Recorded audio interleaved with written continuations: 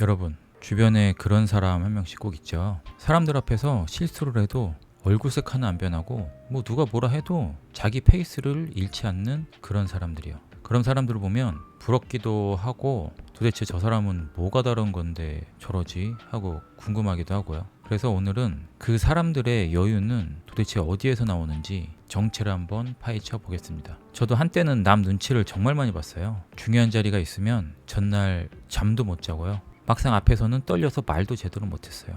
또 누가 아무 생각 없이 던진 말에 하루 종일 그 생각만 나고 그랬죠. 사람이란 동물은요, 원래 무리 속에서 살아가던 존재예요. 그래서 인정받지 못하면 불안을 느끼도록 만들어져 있어요. 그래서 그 자체는 잘못된 게 아니에요. 문제는 그 본능이 좀 과하게 작동한다는 거죠. SNS만 봐도 남들 시선을 의식할 일이 넘쳐나니까요. 그런데 그 흐름에서 유독 자유로운 사람들이 있어요. 제가 지켜본 여유로운 사람들은 세 가지 공통점을 가지고 있더라고요. 첫 번째, 자기 기준이 명확해요. 전에 같이 일하던 선배가 있었어요. 회의 중에 다른 사람으로부터 좀 날카로운 지적을 받았거든요. 근데 표정 하나 흔들리지 않더라고요. 나중에 회의 끝나고 다른 사람들은 다들 그 사람에 대해서 이제 뒷담화도 하고 하는데 정작 그 선배는 그냥 언제 그랬냐는 듯이 이제 자기 일을 하더라고요. 왜 이런 사람들은 남의 평가에 잘 흔들리지 않을까요? 심리학에는 통제 소재라는 개념이 있어요. 내 삶에서 일어나는 일의 원인을 어디에서 찾느냐의 문제인데요. 통제 소재에는 외부 통제 소재와 내부 통제 소재가 있어요. 외부 통제 소재는 말 그대로 내 가치를 남이 나를 어떻게 평가하느냐에 달려 있다라는 거예요. 그리고 내부 통제 소재는 내 가치는 내가 어떤 기준으로 판단하느냐에 달려 있다라고 믿는 거예요. 그래서 같은 비판을 들어도 외부 통제를 가진 사람은 그 말이 곧 자기 존재에 대한 심판처럼 느껴지는 거예요. 하지만 이 차이는 타고나는 게 아니라 연습으로도 개선이 가능합니다. 그래서 외부 통제 소재를 가진 사람들은 누군가 나를 지적하려 하면 반사적으로 위축되는데 그러기 전에 딱 두 가지만 물어보세요. 첫 번째, 이 지적이 근거가 있는가? 그리고 두 번째, 내가 애초에 이 판단을 내렸던 이유는 무엇이었나? 만약 근거가 있다면 고치면 되고요. 없다면 그냥 흘려보내면 됩니다. 그 선배가 여유로웠던 건 잘나서가 아니었어요. 그냥 자기 기준으로 판단하는 습관이 몸에 배어있던 거예요. 두 번째, 완벽하지 않은 자기 자신을 인정합니다. 제가 대리 때였나? 몇 줄을 준비한 보고서를 발표를 하는데요. 중요한 거 하나를 잘못 적어서 이 사람들 앞에서 지적을 받은 적이 있어요. 그날 저는 회의가 끝나고 이제 자리로 돌아와서 몇 시간을 그 순간만 계속 되짚고 있었어요.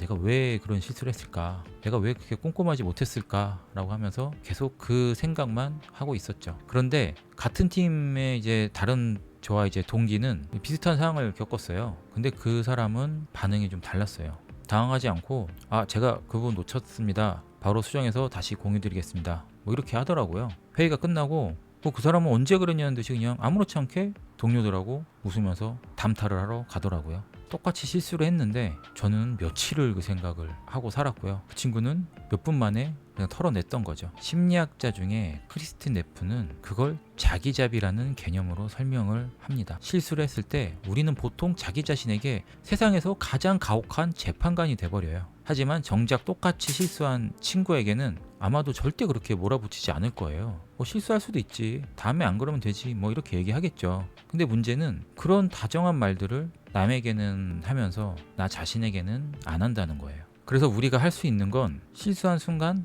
딱 세 단계만 치는 거예요. 첫 번째는 사실과 해석을 분리해서 나눠요. 이번에 실수를 했네. 이건 사실이고 그래서 나는 이런 거 할 그릇이 못 되나 보다. 이건 거기에 붙은 해석이에요. 두 번째, 그럼 이렇게 물어보세요. 친한 친구가 이런 실수를 했다면 나는 뭐라고 해줬을까? 괜찮아, 잘했어, 괜찮아, 다음에 더 잘하면 되지, 이렇게 말했겠죠. 세 번째, 그 대답을 나 자신에게 해보는 거예요. 이 세 단계만 몸에 익으면 자책하는 시간이 눈에 띄게 줄어들 거예요. 저는 요즘에 실수를 하면은 그럴 수 있지, 누구는 실수 안 하나, 저 사람도 실수하면서 큰 거야, 다음에 잘하면 되지 하고 그냥 넘겨요. 그런데 스스로 그 말을 한 것과 안 한 것은 확연히 차이가 납니다. 오히려 스스로 그런 말을 하고 나면 마음이 편안해져요. 세 번째, 모든 사람에게 좋은 사람이 되려고 하지 않기. 여러 사람과 함께 일을 하다 보면 사람마다 요구하는 게 다 다른데 예전엔 그 요청을 다 들어주려고 했어요. 무리한 부탁도 그냥 다 들어줬어요. 원래 제 일이 아닌데도 그냥 웃으면서 그냥 다 해줬어요. 근데 그렇게 지내니까 정작 나에게 중요한 사람들하고는 보낼 시간이 없는 거예요. 보낼 에너지도 부족하고. 그래서 정작 저에게 소중한 사람들에게는 소홀해지고 그냥 뭐 스쳐 지나갈 사람들 비만 맞추고 있었던 거죠. 인류학자 중에 로빈 덤바가 말한 개념 중에 이런 게 있어요. 사람이 진짜 깊은 관계를 유지할 수 있는 사람의 수는 생각보다 굉장히 제한적이라는 거예요. 우리 에너지는 무한하지 않은데 미움받는 게 두려워서 그 한정된 자원을 모든 사람에게 조금씩 흩뿌리고 다닌다는 거죠. 결국 10명 모두에게 좋은 사람이 되려다가 정작 진짜 소중한 사람에게는 아무것도 못 주는 셈이 되어버리는 거예요. 그래서 저는 요즘에 이렇게 하고 있습니다.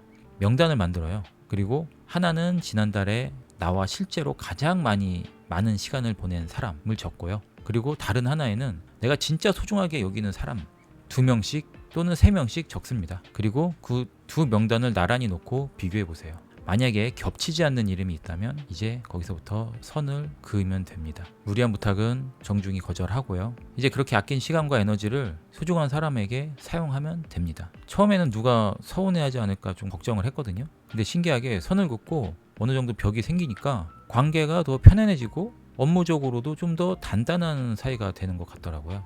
이제 뭐 그 사람들도 내가 거기까지였던 거죠. 오늘 말씀드린 3가지는 진짜 원인이 하나 있어요. 사람들은 흔히 남의 시선이 문제야라고 생각을 하지만 진짜 문제는 남의 시선이 아니었던 거예요. 내 안에 기준이 없다는 것이 진짜 문제였던 거죠. 기준이 없으니까 남의 말 한마디에 휘청이고 기준이 없으니까 모두에게 잘 보이려고 하는 거예요.